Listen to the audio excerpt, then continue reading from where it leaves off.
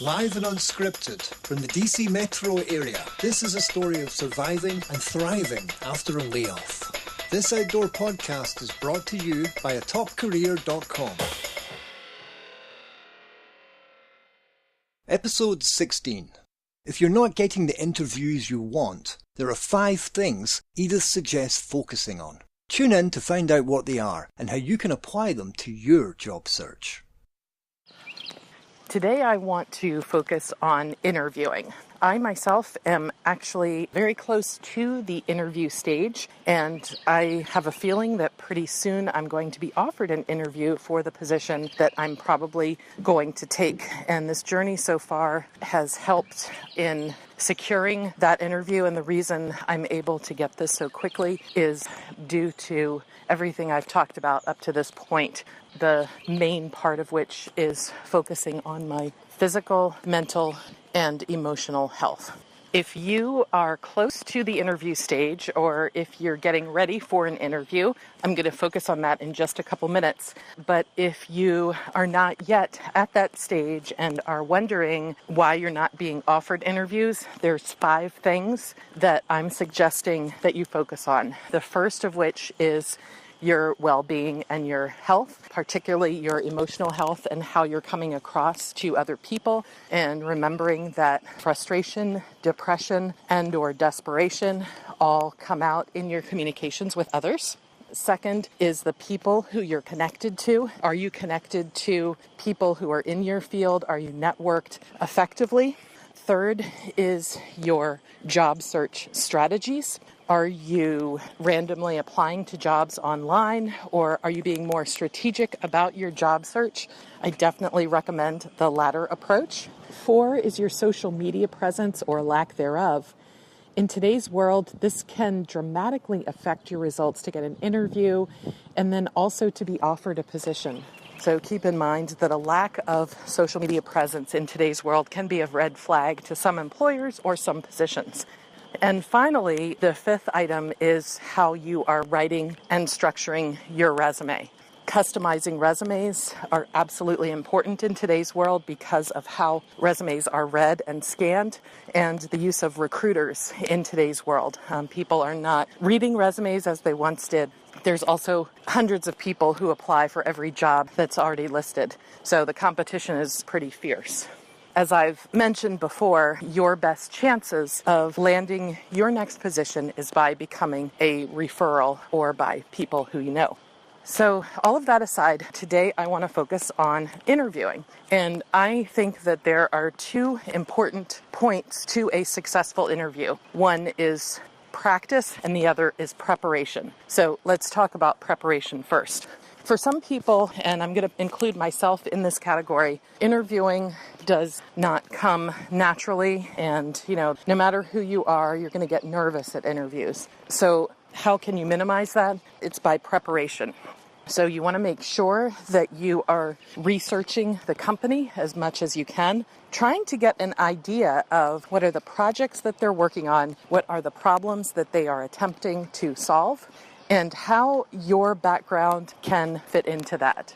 And by researching extensively and also trying to find out the people who work there and the types of projects that they're working on and what the anticipated role will be, what are you being brought in to do, you can most likely anticipate the questions that will be asked of you. Now, the first question is almost always some form of tell me about yourself and why you're applying for this position. So I think that the first 15 seconds of the interview are the most important because that is going to determine whether your audience, i.e. the interviewer or interviewers, are going to pay attention to everything else you say. So again, that first 15 seconds is crucial. And I can't stress this enough, but it's not about how effective you think that you're doing or how well you did in the interview. It's how you're coming across to those people and what they think. So how are you going to know what they think? Well, there's a lot of cues that you can take from people's body language, their eye contact or lack thereof, fidgeting, and how they're responding to you to check their engagement with you. So do pay attention to those things, but This brings up the second point, which is practice. And it is really important to practice interviewing with other people. So other people you know, networking contacts, or in groups even with people you don't know. This can also be a really effective preparation tool. And regardless of where you live, there are probably groups you can join or become a part of that you can find on meetup.com, or with the international speaking group Toastmasters, or different networking groups that can help you with your pitch and how you're communicating and coming across to others. So definitely look into these types of resources. You can also use interviews as practice. And this is just my view with this, but I say never turn down an interview, because every interview that you have can be a means to practice and to become more comfortable with the process, to see what goes wrong and what goes right, and keep repeating the same positive behaviors. The more you do this and the more practice that you have, the better you're going to become with it. And if you fail at an interview, or if you don't think you did as well as you had hoped, if you're good with yourself, emotionally, spiritually, mentally, physically, you're going to be able to bounce back a lot more quickly. And let's face it, rejection does happen to all of us. So you do want to be prepared for that.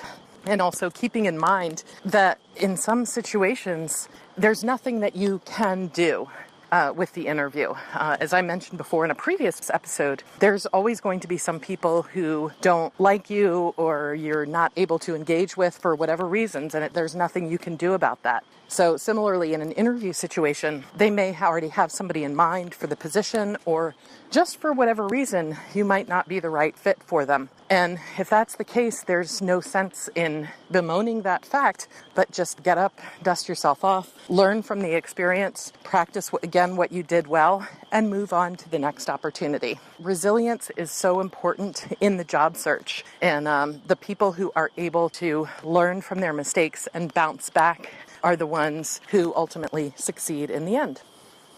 Find Edith online at www.topcareer.com. Thanks for listening.